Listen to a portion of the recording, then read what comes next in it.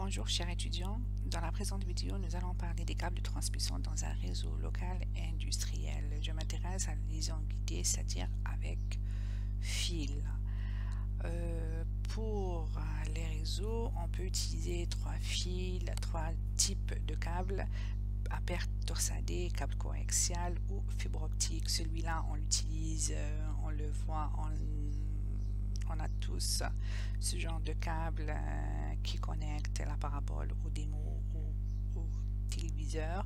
On a la paire torsadée qu'on trouve dans le câble Ethernet ou RJ45 qu'on en a tous chez nous pour connecter le PC au modem pour avoir l'accès à Internet. Ce câble est composé de connecteurs RJ45 qui sera branché à la prise RJ45 des différents dispositifs. Moi, je m'intéresse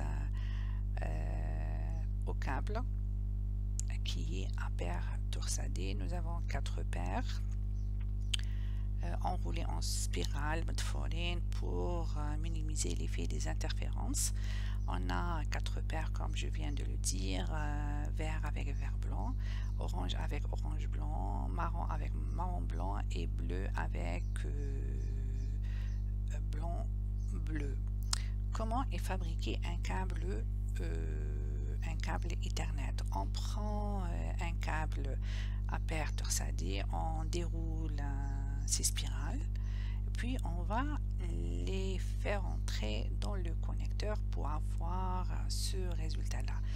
Là, à ce niveau-là, à ce moment-là, on doit couper les fils qui débordent en utilisant des pinces, une pince spéciale pour avoir enfin le câble tel qu'on le connaît. La question qui se pose maintenant, comment sont branchés ces fils-là, dans quel ordre? Il faut savoir qu'il y a des normes et il y a des normes qui régissent la longueur des câbles et l'ordre de branchement de ces fils dans le connecteur qui contient 8 pins qui sont numérotés de 1 jusqu'à 8. Il faut savoir qu'on a 2 normes. On peut les brancher dans cet ordre-là 5, 6, 8A ou bien dans cet ordre-là 5, 6, 8B. La différence entre les deux réside au niveau du branchement ou bien de l'ordre des fils orange, orange blanc et vert, vert blanc. On voit que pour le bleu et le bleu blanc et le marron, marron blanc, ils gardent les mêmes positions, c'est-à-dire 4, 5, 7, 8. Pour le vert, ça passe de 2 à 6, le vert blanc de 1 à 3, l'orange blanc de 3 à 1 et l'orange de 6 à 2. Voilà la table qui résume l'ordre du branchement des fils. Maintenant, on voudrait introduire la notion de câble droit ou croisé. Ushmanta a un câble droit et un câble croisé. On prend un câble Ethernet, on a 2 connecteurs. On dit que le câble est droit ou croisé, c'est par rapport à l'ordre de branchement des paires dans les 2 connecteurs qui se trouvent aux 2 extrémités du câble. On va expliquer. Par exemple, si on a les 2 connecteurs du même type 568B des 2 côtés, alors notre câble est droit. On a gardé le même ordre des fils là. Tandis que si on croise, on utilise 2 connecteurs de 2 types différents de normes, 568A d'un côté et 568B de l'autre côté, cela veut dire qu'on est dans le cas de câble croisé. Pourquoi? Parce que les pins, vous regardez l'ordre des pins ici, l'ordre des pins pour le deuxième connecteur, on voit que il y a un croisement. Pourquoi? Parce que les fils ont changé de position, alors on a un croisement au milieu.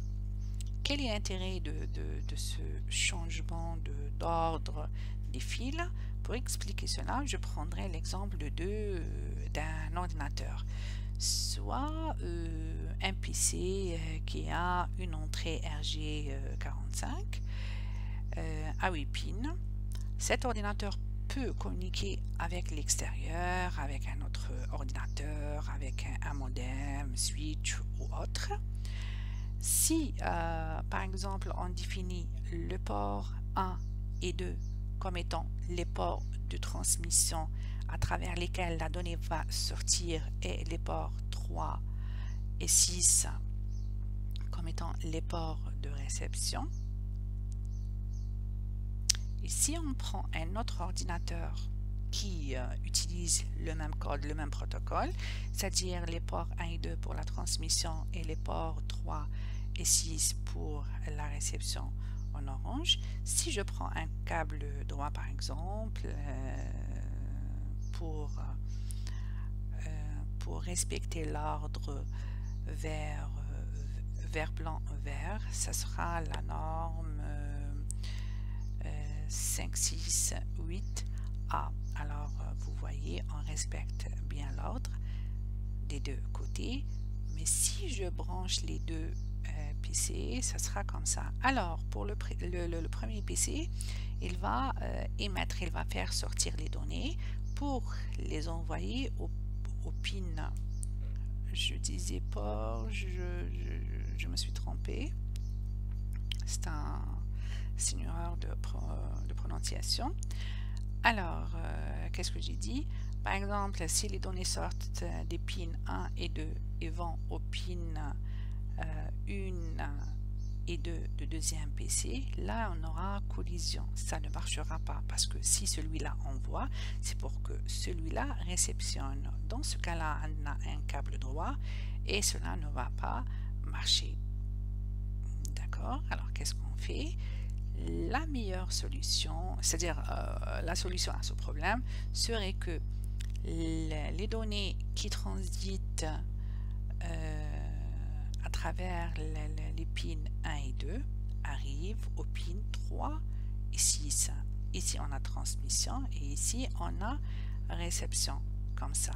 Et de l'autre côté, si l'ordinateur numéro 2 émet des données des informations à travers ces pins 1 et 2, ces données doivent être reçues au niveau des pins 3 et 6 chargés de la réception. Et dans ce cas-là, on est en mode câble croisé. C'est ça la différence entre câble croisé et câble droit. Pour résumer, quand on a deux équipements de même type, maintenant on a le même ordre, la même fonction pour les pins pour les deux. Dans ce cas-là, il faut utiliser des câbles croisés. Et lorsqu'on a des équipements de type différents, là on peut utiliser ou là on doit utiliser un câble droit. C'était la norme au début. Maintenant la technologie a avancé. On arrive à avoir même entre des équipements de même type des câbles droits. Pourquoi? C'est parce que ce sont les ports qui se chargent de changer, d'adapter ou bien de réaliser la fonction de croisement des données. Voilà, c'est tout pour cette vidéo. Vous avez tout pour entamer votre TP numéro 1 à la prochaine vidéo, Inch'Allah.